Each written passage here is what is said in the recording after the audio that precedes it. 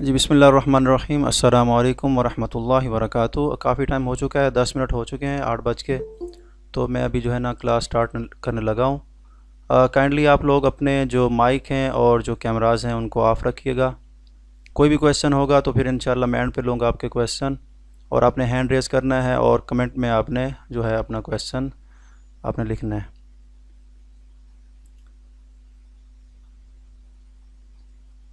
बस मैं आपके साथ जो है स्क्रीन शेयर करने लगा हूँ, तो इंशाल्लाह अभी हम क्लास स्टार्ट करते हैं।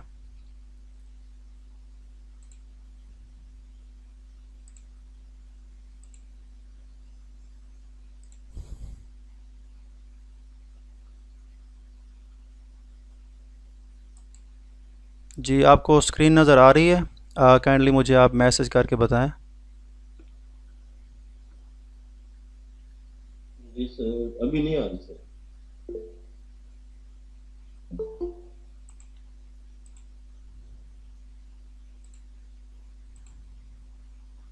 जी सर, आ रही है नजर।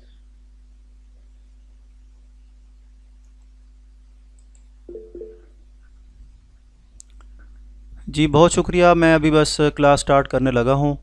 बिस्मिल्लाहिर्रहमानिर्रहीम, अस्सलामु अलैकुम वरहमतुल्लाहि वबरकातुहू।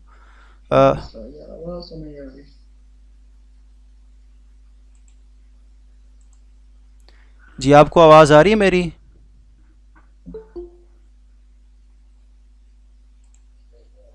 जी सर, मुझे आ रही है आवाज आपकी।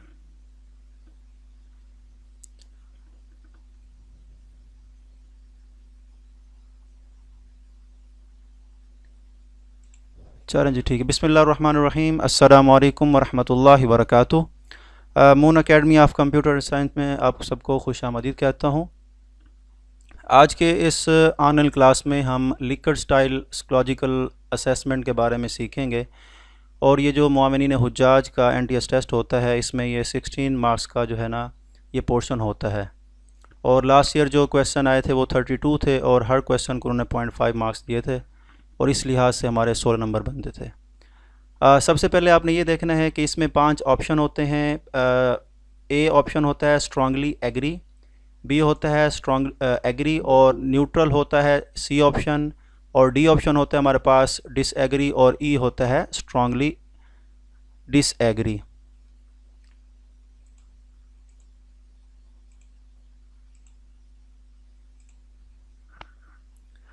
तो सबसे पहले आपने ये देखना है कि हमने कौन सा ऑप्शन चूज़ करना है। फ़र्स्ट कर लें कोई क्वेश्चन जा रहा है पॉजिटिव कॉन्टेक्स्ट में, तो उसको आपने स्ट्रांगली एग्री करना है। आप एग्री भी कर सकते हैं, लेकिन मैं रेकमेंड करता हूँ कि स्ट्रांगली एग्री करना है आपने। अगर आप लोग स्ट्रांगली एग्री उसको चूज़ करेंगे तो उसमें आप ये देख सकते हैं, मैंने लेफ़्ट हैंड साइड पर लिखा हुआ है 5 4 3 2 1, और राइट साइड पर लिखा हुआ है 1 2 3 4 5। मिसाल के तौर पर अगर आपने क्वेश्चन जो था उसका आंसर था स्ट्रांगली एग्री, और आपने चूज़ स्ट्रांगली एग्री ही किया है, तो फिर आपको 5 पॉइंट्स मिलेंगे। ये मार्क्स नहीं है, ये पॉइंट्स हैं। ये 1 से 10 तक भी होते हैं, 1 से 5 तक भी होते हैं। हर सॉफ्टवेयर का अपना अपना एक वर्जन होता है। तो इसमें अगर आपने स्ट्रांगली एग्री उसको सेलेक्ट किया है तो आपको 5 पॉइंट मिलेंगे इसमें। बिल फर्ज आपने उसको स्ट्रांगली डिसएग्री किया है तो फिर आपको मिलेगा 1 पॉइंट। अगर आपने किया है एग्री तो उसके बाद आपको मिलेंगे 4 पॉइंट्स। अब मिसाल के तौर पर एक कैंडिडेट है, उसने स्ट्रांगली एग्री उसको सेलेक्ट किया है तो उसको 5 पॉइंट्स मिले, और एक ने किया एग्री उसको मिले 4 पॉइंट्स। तो इसका मतलब ये हुआ कि जो स्ट्रांगली एग्री वाला है उसको जो है पॉइंट्स ज़्यादा मिलेंगे। इस हिसाब से अब हमारे पास 32 क्वेश्चन थे। फ़र्ज़ कर लें जो क्वेश्चन का आंसर बनता था, चाहे स्ट्रांगली एग्री बनता था या एग्री बनता था, अगर आपने सब पे स्ट्रांगली एग्री किया है, फ़र्ज़ कर लें 32 क्वेश्चन थे, उसमें से 16 स्ट्रांगली एग्री वाले थे और 16 फ़र्ज़ कर लें हमारे पास स्ट्रांगली डिसएग्री वाले थे। अगर आपने जो स्ट्रांगली एग्री वाले थे उन सब को आपने स्ट्रांगली एग्री किया तो आपने क्या करना है, 16 को 5 से मल्टीप्लाई कर लें। ठीक है। तो इसी तरीके से अगर आपने उसको एग्री किया तो फिर आप उसको 4 से मल्टीप्लाई कर लें, अगर आपने उसको किया न्यूट्रल तो फिर आप उसको 3 से मल्टीप्लाई कर लें, या उस क्वेश्चन को आपने डिसएग्री या स्ट्रांगली डिसएग्री किया, इसी लिहाज से आपने फिर क्या करना है, 2 से मल्टीप्लाई कर लें या 1 से मल्टीप्लाई कर लें।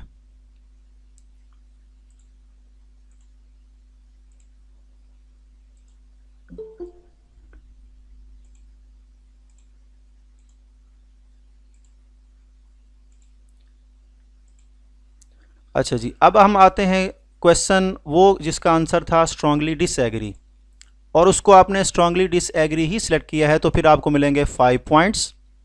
अगर आपने उसको किया है डिसएग्री तो फिर आपको मिलेंगे 4 पॉइंट्स। अगर आपने उसको किया है न्यूट्रल तो फिर आपको मिलेंगे 3 पॉइंट्स। इस हिसाब से अगर आपने उसको एग्री किया तो फिर आपको मिलेंगे 2 पॉइंट्स, और स्ट्रांगली एग्री किया तो फिर उसका आपको मिलेगा 1 पॉइंट। इस हिसाब से फिर आपके जो 32 क्वेश्चन थे, आपका जितने भी पॉइंट स्केल बनता है उसको उन्होंने मल्टीप्लाई करना है उससे, फिर आपके जितने मार्क्स बनते हैं 16 में से उसका एग्रीगेट बना के आपके जो बाकी नंबर हैं, मार्क्स हैं, उसके अंदर ऐड कर देंगे। तो सबसे पहले आपने ये याद रखना है कि कोई क्वेश्चन जो है वो पॉजिटिव कॉन्टेक्स्ट में जा रहा है तो उसको आपने स्ट्रांगली एग्री करना है, और अगर नेगेटिव में जा रहा है तो आपने उसको स्ट्रांगली डिसएग्री ही करना है। इसके अलावा इन 3 ऑप्शन पे आपने नहीं जाना, या तो स्ट्रांगली एग्री करें या स्ट्रांगली डिसएग्री। जिसका ऑप्शन बनता है ए या बी तो आपने उसको स्ट्रांगली एग्री ए ही सिलेक्ट करना है, या ए पे रहें या फिर आप ई पे रहें, बी सी डी पे आपने नहीं जाना। तो लास्ट ईयर भी इसी तरीके से हुआ था, उससे पिछले साल भी ऐसे हुआ था। उस साल तो इतने क्वेश्चन नहीं थे, लेकिन उन्होंने कोई स्टोरी टाइप क्वेश्चन थे वो दिए थे, उसके ऊपर भी वो स्केल लगाते हैं, तो ये बहुत इजी होता है उनके लिए। इसलिए पिछले साल जो हमारे पास थी, जो हमारे पास की होती है, कार्बन कापी होती है, वो उन्होंने साथ नहीं दी थी, क्योंकि इसका जो पॉइंट स्केल होता है अलग बनता है। अब मैं आता हूँ आपको ये जो कॉन्सेप्ट दिए गए हैं, 10 किस्म के कॉन्सेप्ट हैं जो इसके अंदर यूज़ होते हैं। इनकी फ़र्दर फिर टाइप्स हैं आगे, वो इंशाल्लाह जो मैंने नोट्स तैयार किए हैं उसके अंदर दिए हुए हैं, आप वहाँ से उनको देख सकते हैं। सबसे पहले है big 5 personality OCEAN. O for openness to experience, नए तजर्बात के लिए कुशादगी या खुलापन। यानी अगर आपने नए तजर्बात करने हैं तो उसके लिए आपकी क्या राय है, उसके मुतालिक जो है ना क्वेश्चन होंगे। इंशाल्लाह जब हम क्वेश्चन पे आएंगे तो आपको ईज़िली समझ आ जाएगा। सी से है कॉन्शियसनेस, ज़िम्मेदारी और नज़्म ज़ब्त। ई से है एक्स्ट्रावर्जन, मेल जोल। इसके बाद हमारे पास क्या है, एग्रीएबलनेस, मिलनसारी और तावन पसंदी।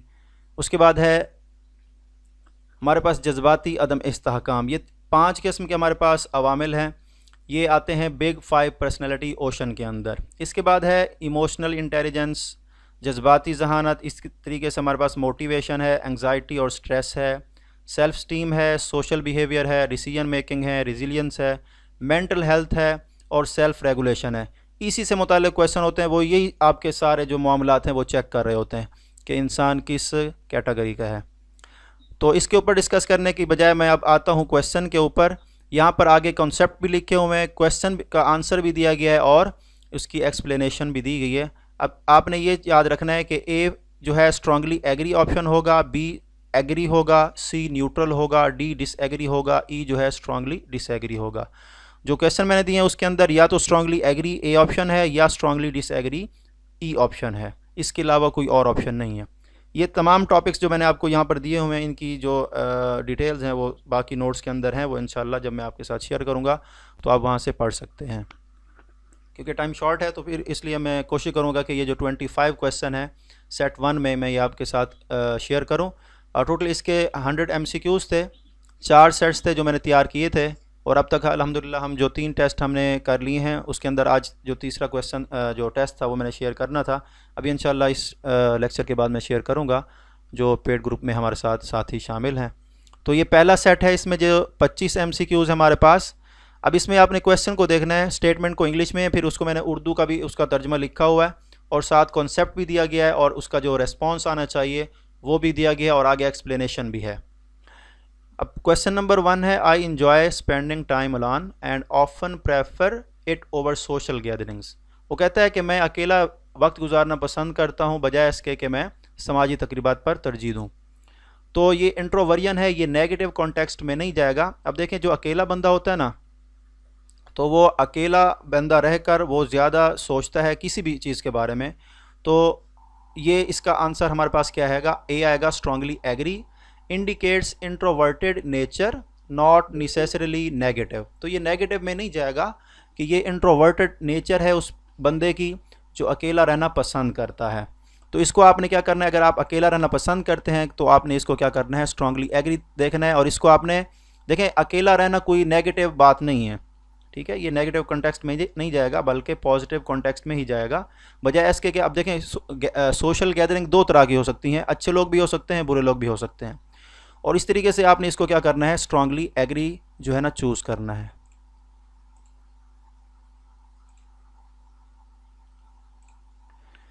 इसके बाद क्वेश्चन नंबर 2 है, I get easily frustrated when things don't go as planned. वो कहता है कि जब चीज़ें मंसूबे के मुताबिक ना हों तो मैं जल्दी मायूस हो जाता हूँ। तो ये इमोशनल रेगुलेशन है, तो इसका ऑप्शन आएगा स्ट्रांगली डिसएग्री। ये कहता है suggest poor control over emotional impulses. तो इसका मतलब ये है कि उसके अंदर जो है ना कंट्रोल नहीं है, इमोशन को कंट्रोल करने का उसके अंदर जो है मादा मौजूद नहीं है। तो I get easily frustrated when things don't go as planned. अब देखें कभी ऐसा भी होता है कि जो हमने प्लानिंग की होती है उसके मुताबिक काम नहीं हो रहा होता, तो वो कहता है जब कोई काम प्लानिंग के मुताबिक ना हो तो फिर मैं क्या हो जाता हूँ, मायूस हो जाता हूँ। तो मायूसी जो है ये नेगेटिविटी में जाएगी, तो आपने इसको क्या करना है, स्ट्रांगली डिसएग्री करना है। अगर आप कहेंगे स्ट्रांगली एग्री तो इसका मतलब ये होगा कि आपके अंदर ये नेचर पाई जाती है कि आप कोई भी चीज़ अगर प्लान से हट के हो रही है तो आप क्या हो जाते हैं, मायूस हो जाते हैं। तो इसको आपने स्ट्रांगली डिसएग्री करना है। इसके बाद क्वेश्चन नंबर 3 है, I often procrastinate even when the task is important. मैं अक्सर अहम कामों को भी टाल देता हूँ। अब देखें जो मोस्ट इम्पॉर्टेंट आपके काम है अगर आप उसको भी टाल दें तो इसका मतलब ये है कि आप के अंदर जो है काम करने का जज्बा नहीं है। आप क्या करते हैं, काम चोर इंसान है, इस तरह कह सकते हैं आप, ठीक है। काम को आप टालते हैं, अहम काम को छोड़कर आप दूसरे काम में लग जाएं तो ये आपके हक में नहीं जाएगा सेंटेंस, ये आपके कि नेगेटिव में जाएगा। तो आपने इसको क्या करना है, सेल्फ रेगुलेशन, और इसका ई ऑप्शन सेलेक्ट करना है, reflect lack of self discipline, कि आपके अंदर डिसिप्लिन नहीं है।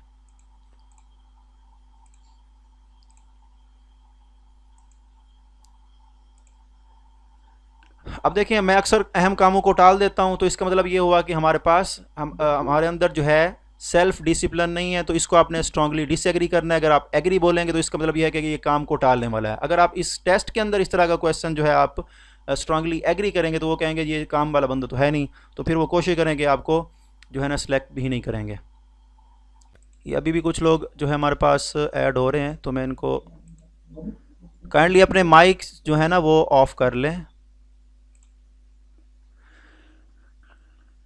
इसके बाद है जी question number 4, I feel confident in my ability to handle difficult situations. मुझे मुश्किल हालात से निमटने की अपनी सलाहियत पर एतमाद है। अब ये देखें ये क्वेश्चन जो है ये आपके हक में जा रहा है, पॉजिटिविटी में जा रहा है, पॉजिटिव कॉन्टेक्स्ट में जा रहा है। तो इसको आपने आंखें बंद करके आपने क्या करना है, स्ट्रांगली एग्री, ए ऑप्शन ही सिलेक्ट करना है। सेल्फ एफिशिएंसी है आपकी, और high confidence reflects better resilience.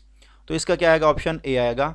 उसके बाद है question number 5, I frequently doubt my self worth. मुझे अक्सर जो है अपनी कदर कीमत पर शक होता है। तो इसका मतलब यह होगा कि आपको अपने ऊपर ही एतमाद नहीं है, तो आप दूसरों पे कैसे एतमाद करेंगे, या दूसरे लोग आपके ऊपर कैसे एतमाद करेंगे। तो ये सेल्फ इस्टीम इसका कॉन्सेप्ट है, ये पॉजिटिव कॉन्टेक्स्ट में नहीं जाएगा बल्कि नेगेटिव में जाएगा। तो इसका आंसर क्या आएगा, स्ट्रांगली डिसएग्री, ई ऑप्शन आएगा, ठीक है।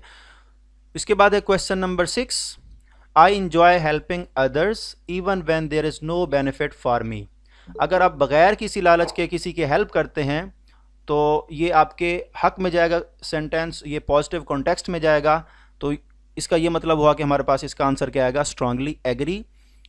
मुझे दूसरों की मदद करना अच्छा लगता है चाहे मुझे इससे कोई फ़ायदा ना हो। तो आपने भी इसको क्या करना है, स्ट्रांगली एग्री ही सिलेक्ट करना है।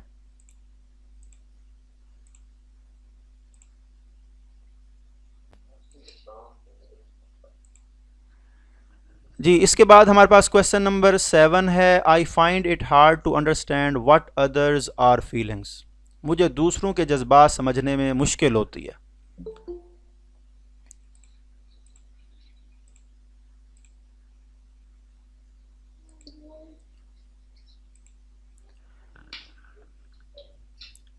अच्छा जी, क्वेश्चन नंबर 7 है, I find it hard to understand what others are feelings.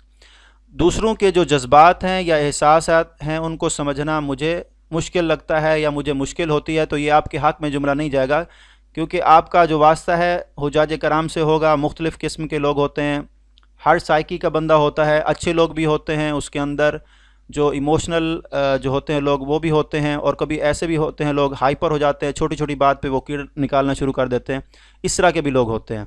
तो इस तरह के लोगों को आपने उनको हैंडल करना है, उनके जज्बात को समझना है, फिर उसके मुताबिक आपने अपना रिएक्शन देना है। तो इसको आपने कहना है ये स्ट्रांगली डिसएग्री आएगा, ई ऑप्शन आएगा। इसके बाद है हमारे पास question number 8, I prefer sticking to familiar routines rather than trying new things. मैं नई चीज़ आजमाने की बजाय वाकिफ रूटीन्स पर कायम रहना पसंद करता हूँ।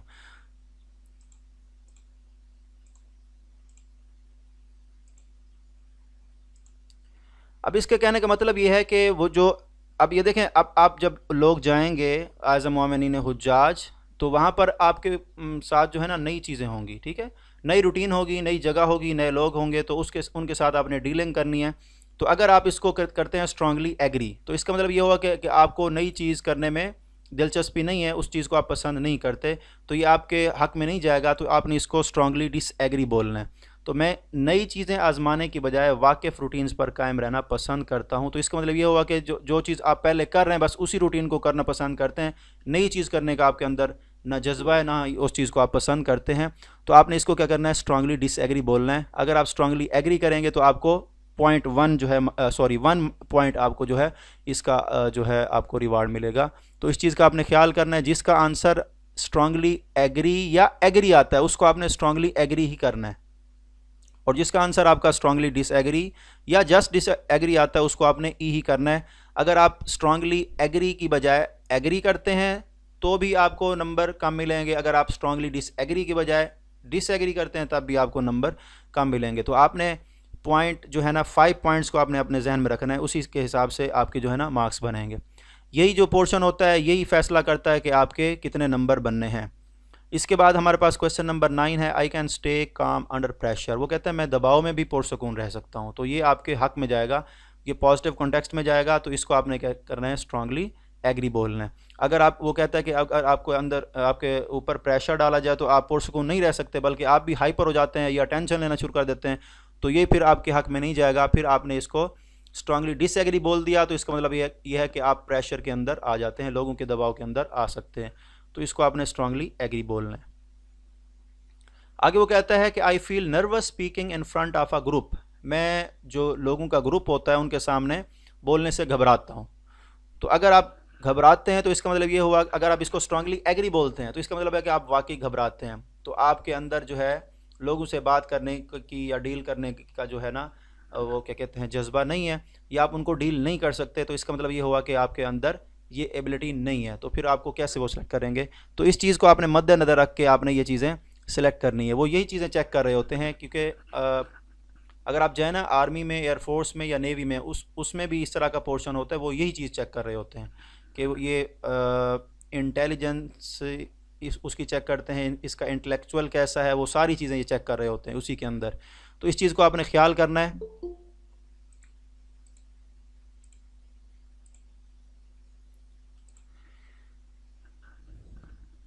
जी, मैं किसी ग्रुप के सामने बात करते हुए घबरा जाता हूँ, तो इसको आपने स्ट्रांगली डिसएग्री बोलना है। इसके बाद है I often think before I act.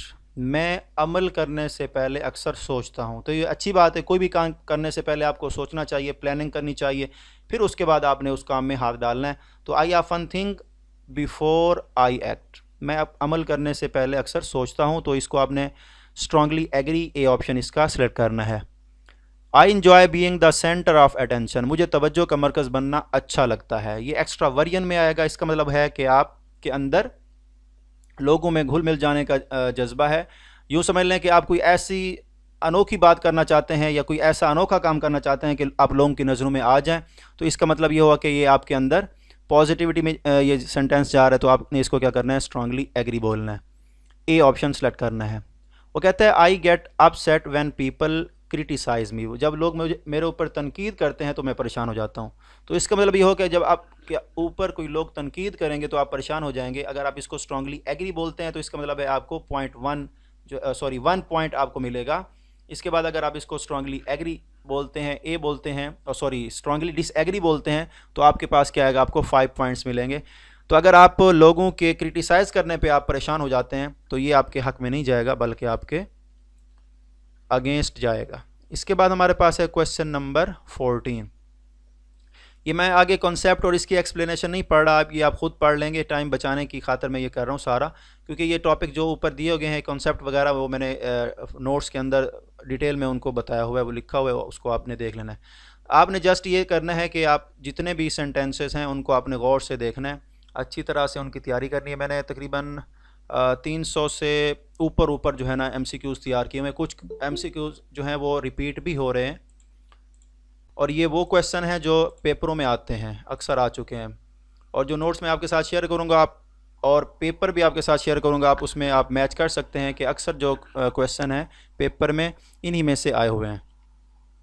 और ये वो क्वेश्चन है, ये अक्सर जो हैं एयरफोर्स, नेवी और आर्मी के जो क्वेश्चन होते हैं उसके अंदर भी ये दिए जाते हैं। अच्छा जी, कहाँ तक पहुँचे थे जी। इसके बाद हमारे पास क्या है, question number 14। I often feel overwhelmed bye responsibilities. मैं अक्सर अपनी ज़िम्मेदारियों से मगलूब महसूस करता हूँ। मतलब आप अपनी ज़िम्मेदारियों के ऊपर गालिब नहीं आते बल्कि ज़िम्मेदारियाँ आपके ऊपर गालिब आ जाती हैं, तो आप मगलूब हो जाते हैं। तो इसका मतलब ये होगा आप ज़िम्मेदारियों के बोझ के तले दब जाते हैं, अपने आप को दबा लेते हैं। तो इसका मतलब ये होगा आपके हक़ में नहीं जाएगा, इसको आपने स्ट्रांगली डिसएग्री बोलना है।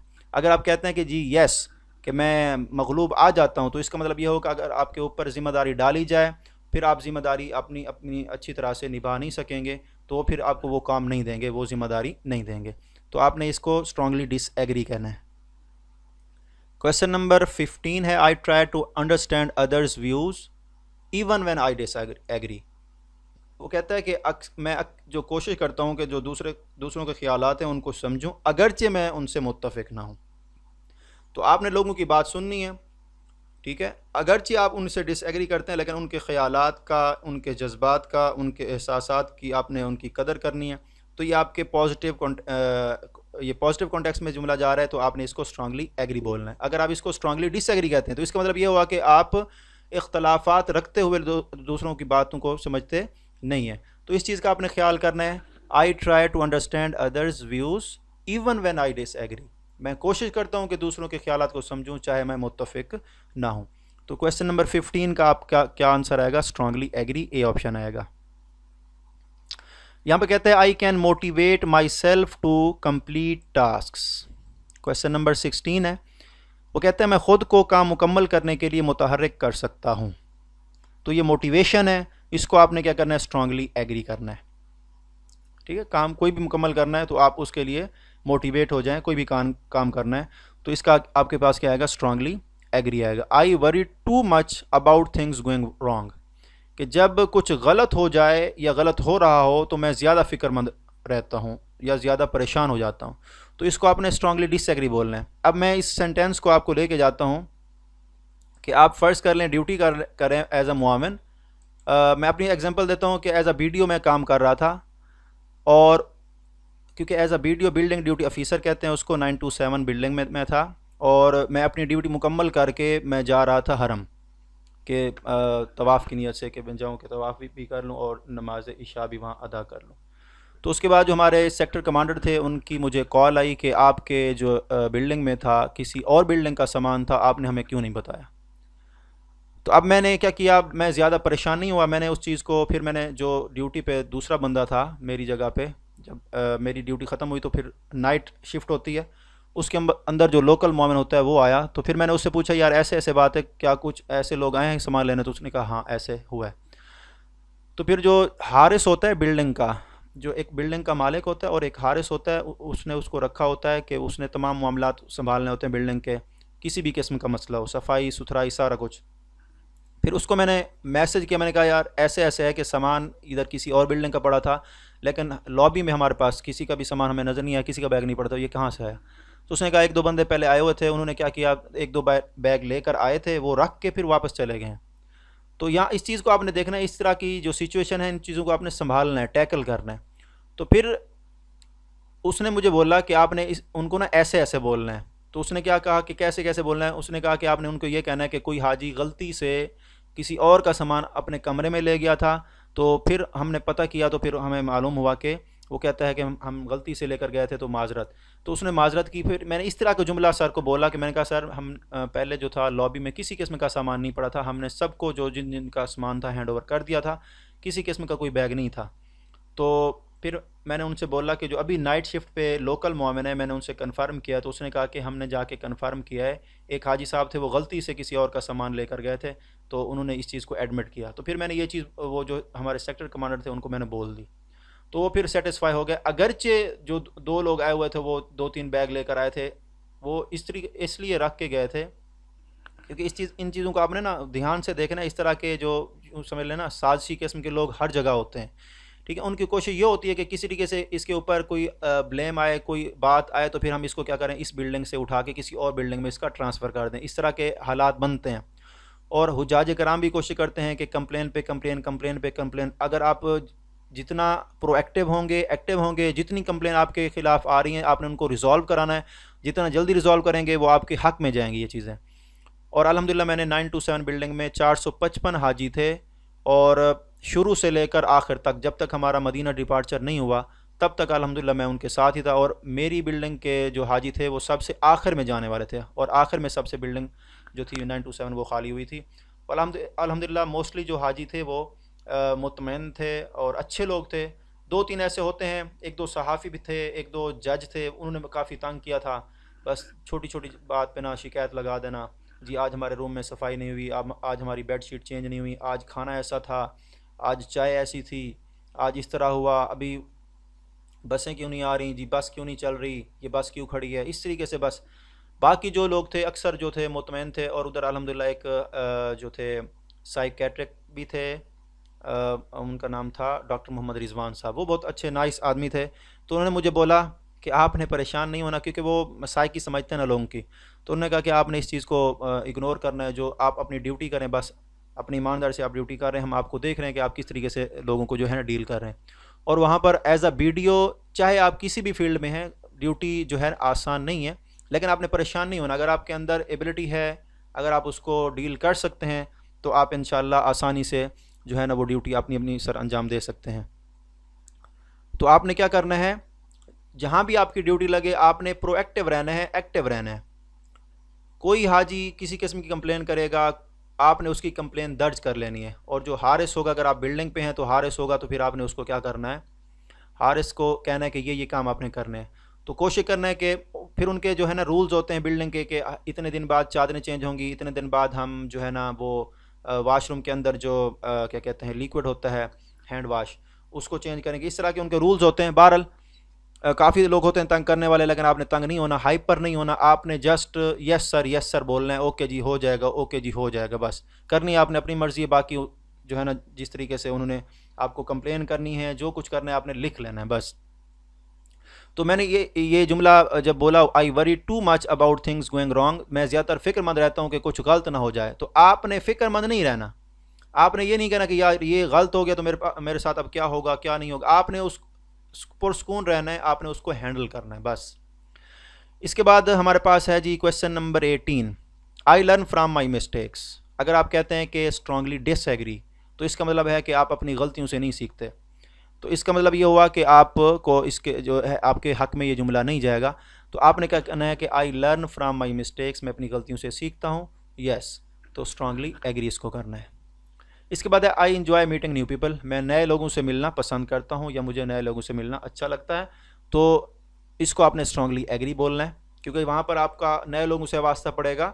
तो आपने उनको वेलकम करना है, खुशामदीद कहना है, और खुले दिल से उनको वेलकम करना है।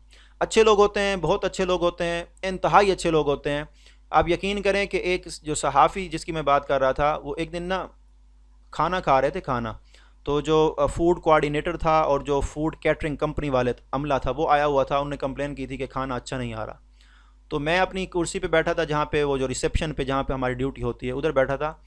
तो मुझे किसी ने बताया कि वो जो फूड वाले हैं वो आए हुए हैं, तो वो जो सहाफ़ी था उसने कंप्लेन की थी, तो उसकी वो बात सुनने आए हुए हैं। तो आप भी वहाँ पे जाएं, आप उनकी बात सुन लें। तो मैं वहाँ जैसे ही मैं अपनी सीट से उठकर जाने लगा तो वो सामने वो सहाफ़ी खड़ा था, उसने पता है मुझे क्या बोला? मुर्तज़ा साहब आप इधर हैं, आप आराम से बैठे हुए हैं, आपको पता नहीं है कि यहाँ खाना ठीक नहीं बना हुआ, ये नहीं हुआ। मतलब उसने ऐसे डांटा जैसे मैं उसका कोई ज़ाती मुलाजिम हूँ। लेकिन मैंने पुरसकून होकर मैंने उसकी बात सुनी। फिर जो उधर हुजाज कराम खाना खा रहे थे, जो उनके साथ खड़े हुए थे, तो उन्होंने बाद में मुझे उन्होंने तसल्ली दी। उन्होंने कहा यार आपका हौसला है कि आपने इस चीज़ को बर्दाश्त किया। मैंने कहा यार हमें यह ट्रेनिंग ही इसी बात की दी गई थी कि आपने हुज्जाज कराम की बात सुननी है, चाहे अच्छी हो चाहे बुरी हो, चाहे आपको अच्छी लगे चाहे बुरी लगे, आपने उनकी बातों को खुले दिल से सुनना है, ठंडे दिमाग से सुनना है, और उनको आपने उनके जो जवाब में जवाब नहीं देना। और दूसरा उन्होंने ये भी बताया था कि आपने उनके नीचे भी नहीं लगना, इतना भी आप नीचे नहीं लगना कि वो आपके ऊपर सवार हो जाएं। तो उसके बाद फिर मैंने क्या किया, उस जो सहाफ़ी था ना उसको इग्नोर करना शुरू कर दिया। इग्नोर इग्नोर उन्होंने मुझे कहा, हुजाज कराम जो बाकी थे उन्होंने कहा यार आप इसको बस इग्नोर ही करें। मैंने कहा यार मैं इग्नोर ही करता हूँ, लेकिन ये कि हमारी ड्यूटी है, हमने उनको की बात सुननी है, आगे पहुँचानी है। तो इस चीज़ को ख्याल करना, जो आपके ऊपर ज़्यादा सवार हो रहा हो तो उसको आपने क्या करना है, इग्नोर ही करना है, ठीक है, लेकिन महसूस नहीं होने देना उसको। अच्छा जी, इसके बाद है I enjoy meeting new people. इसके बाद हमारे पास है क्वेश्चन नंबर 20 है, I often feel like I am not good enough. मैं अक्सर महसूस करता हूँ कि मैं काफ़ी अच्छा नहीं हूँ। तो अगर आप अपने बारे में ये कहते हैं कि मैं काफ़ी अच्छा नहीं हूँ, तो दूसरे आप लोगों के बारे में कैसे फिर कहेंगे कि आप अच्छे हैं? तो ये आप इसको करेंगे स्ट्रांगली डिसएग्री। इसके बाद है जी, I like setting personal goals and achieving them. मैं ज़ाती अहदाफ मुकर्रर करना और उन्हें हासिल करना पसंद करता हूँ। तो इसको आपने स्ट्रांगली एग्री बोलना है। इसके अलावा मैं आपको एक बात और भी बता दूं, आपने कोशिश करनी है कि अगर वहाँ पर कोई सिस्टम पड़ा है पीसी वगैरह, क्योंकि वहाँ पर एक सिस्टम था, उनका पूरा कैमरा सिस्टम लगा होता है, तो वो उनको मैं यूज़ करके मैं अपने जो बिल्डिंग के थे ग्रुप, बिल्डिंग का जो व्हाट्सएप ग्रुप वो भी बनाया। फिर मैंने उनकी लिस्टें बनाई, क्योंकि जब हमने मीना की तरफ मूव करना था उस वक्त उन्होंने हमारे ग्रुप बना दिए थे। 180 हाजी और एक नाज़िम था, यानी एक मुआमिन था और 180 हाजी थे। और पहले तो उन्होंने ये किया कि मुख्तलिफ बिल्डिंग्स के हाजी हमारे खाते में डाल दिए जिनको हम जानते ही नहीं थे। फिर जो हमारे सेक्टर कमांडर साहब थे उन्होंने आवाज़ उठाई, उन्होंने कहा कि आप कम अज़ कम जिस सेक्टर के मुआमिनीन हुज्जाज हैं उनको उन्हीं सेक्टर के, और ख़ास तौर पर जो बीडीओज़ हैं उनको उन्हीं के बिल्डिंग के हाजी दें। तो फिर अल्हम्दुलिल्लाह वहाँ से 180 हाजी बने। फिर मैंने उनकी लिस्टें वगैरह बनाई 19 20 20 के, इस तरह ग्रुप हमने बनाए कि हमने किस तरीके से लेकर आगे चलना है। वो तो फिर आगे मीना में जब हम गए तो वो जो हमारे पास जो प्लान हमने बनाया था उसके मुताबिक नहीं हुआ। जैसे अभी हम ऊपर जुमला पढ़ चुके हैं, ये वाला मैं अभी दिखाता हूँ।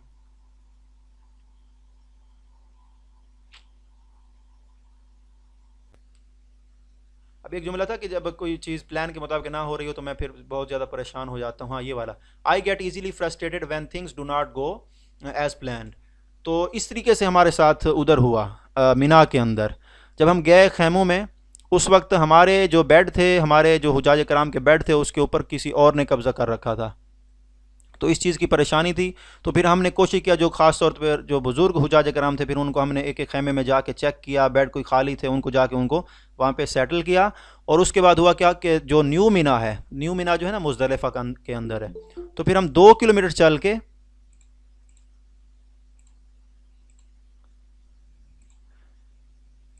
फिर हम गए वहाँ पे 2 किलोमीटर चल के न्यू मीना में। तकरीबन कोई 50 से 60 हाजी थे, उनके साथ मैं भी था। और मैं क्योंकि आया था मुआमिन था उस बिल्डिंग का, और उसके अलावा उनके जो 2 नाज़िम थे और थे, उनके हाजी भी मेरे साथ थे और मेरे हाजी भी मेरे साथ थे। मैं उनको पैदल चल के, बाकी जो हमारे साथ वो जो मकतब के नुमाइंदे थे वो भी साथ थे, उनके साथ चल के उनको वहाँ शिफ्ट किया। फिर वहाँ जाके मैंने थोड़ी देर रेस्ट किया। फिर दोबारा वहाँ से चल के मैं दोबारा मीना में आया, क्योंकि मैंने ज़ोहर की नमाज़ पढ़नी थी। तो मेरी कोशिश यही थी कि वहाँ पे मैं ज़ोहर की नमाज़ जाके पढ़ूँ। और इस तरीके से फिर हमने उनको जो है ना हैंडल किया। बहरहाल इस तरह के मामलात होते हैं। और ये मिसमैनेजमेंट थी मकतब वालों की कि उन्होंने ना तो टैगिंग की थी और ना ही उन्होंने हमें बताया था कि आपके कितने हाजी आ रहे हैं और हमारे पास कितने बेड हैं। वो कहते थे कि हमारे पास बेड पूरे हैं जितने आपके हाजी हैं, लेकिन किसी और मकतब के आपके जो हाजी हैं ना इधर घुस आए हैं। तो इस तरीके से काफ़ी वहाँ परेशानी हुई थी। तो इस तरह की सिचुएशन को फिर हमने हैंडल किया था। तो आई like setting personal goals and achieving them, तो ये आपके पास क्या आएगा, स्ट्रांगली एग्री। इसके बाद है I avoid situations where I might fail, मैं ऐसे हालात से बचता हूँ जहाँ मुझे नाकामी हो सकती है। तो आपने इस तरह के हालात से नहीं बचना। अब इस तरह नहीं करना, जैसे मैं आपको बताऊँ कि अगर उधर खैमे जो थे भर चुके थे हुजाज कराम से, हमारे हाजी बाहर खड़े थे, तो अगर मैं ऐसा करता कि मैं चुप करके साइड पे हो जाता, क्योंकि हमने जो ग्रीन कलर के रुमाल थे उन्होंने हमें दिए थे, और जो हमारे पास छतरी थी, अम्ब्रेला थी, उसके ऊपर पाकिस्तानी झंडा लगा हुआ था, फ्लैग बना हुआ था, वो भी मेरे पास थी, और ग्रीन कलर का रुमाल था, और एक हमारे पास एक मोमिन थे हमारे सेक्टर के जीशान साहब, तो वो भी मेरे साथ थे, तो हमने वो रुमाल नहीं उतारे। इसके अलावा हमने देखा था जितने भी और नाजिम थे या वीडियोज़ थे, उन्होंने चुप करके रुमाल उतार के, और वो जो हुजाज कराम थे उनके साथ बेड के साथ वो एडजस्ट हो गया एज अ हाजी। इस तरह भी उधर हुआ। तो आपने क्या करना है कि ऐसे हालात से नहीं बचना जहां आपको नाकामी का सामना करना पड़े, तो आपने क्या करना है, इसको स्ट्रांगली डिसएग्री करना है। ठीक है। इसके बाद है question number 23, I express my feeling openly, मैं अपने जज्बात का खुलकर इजहार करता हूँ, तो ये अच्छी बात है, इसको आपने स्ट्रांगली एग्री बोलना है। इसके बाद है question number 24, I find it difficult to forgive others, मैं या मुझे दूसरों को माफ़ करना मुश्किल लगता है, तो ये तो आपके हक़ में नहीं जाएगा, तो आपने इसको स्ट्रांगली डिसएग्री बोलना है, ई ऑप्शन सेलेक्ट करना है। इसके बाद है I find to blame others when things go wrong, दूसरे लफ्ज़ों में यूँ समझ लें कि आप अपनी गलती का इल्ज़ाम दूसरों पे लगा दें, तो जो कुछ गलत हो जाए तो दूसरों पे इल्ज़ाम देता हूँ, तो ये आपके हक़ में नहीं है, आप ये नेगेटिविटी में जाएगा, पॉजिटिविटी नहीं है, ये अच्छी बात नहीं है, तो इसका क्या आएगा, स्ट्रांगली डिसएग्री ऑप्शन आएगा। ई ऑप्शन आपने इसका सेलेक्ट करना है।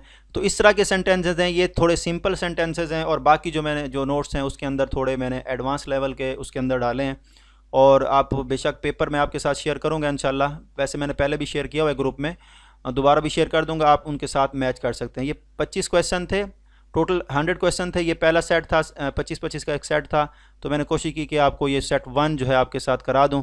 तो आपने एक चीज़ जहन में रखनी है कि आपने क्या करना है, स्ट्रांगली एग्री, स्ट्रांगली डिसएग्री, इसी के ऊपर रहना है। 16 नंबर आपके पक्के हैं, ठीक है, इनको आपने पक्का करना है। और ये स्ट्रांगली एग्री मैंने बोला है, अगर आपका जो जैसे ये सेंटेंस था हमारे पास ये वाला फर्स्ट वन, ये स्ट्रांगली एग्री, अगर आपने इसे ए ही सिलेक्ट किया तो आपको 5 पॉइंट्स मिलेंगे, ठीक है। इसके बाद अगर जैसे दूसरा हमारे पास जुमला था ई वाला, अगर आपने इसको ई ही सिलेक्ट किया है तो आपको 5 पॉइंट्स मिलेंगे।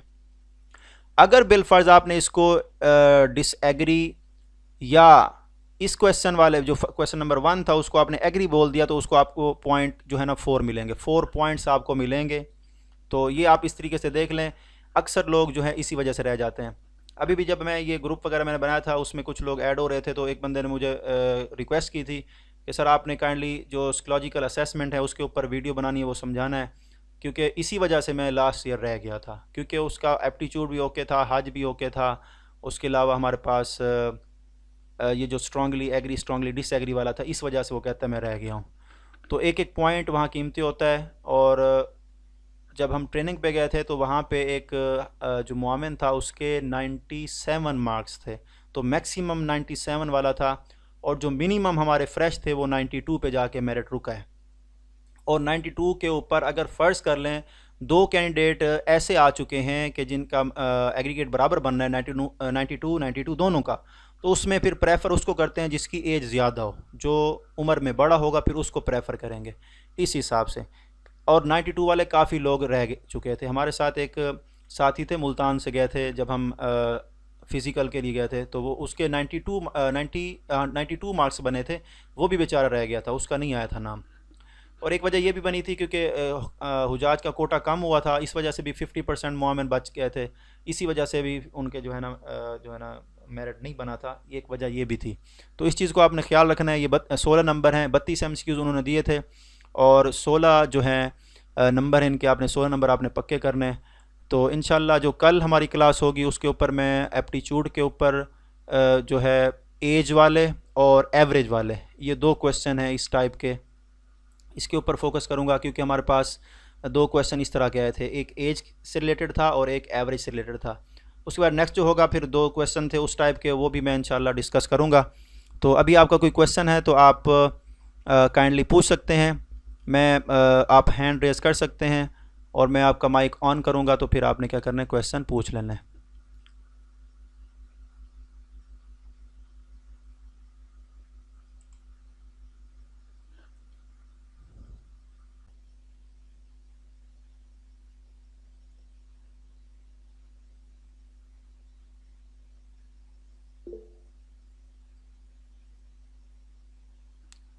जी, आवाज़ आ रही है आपको?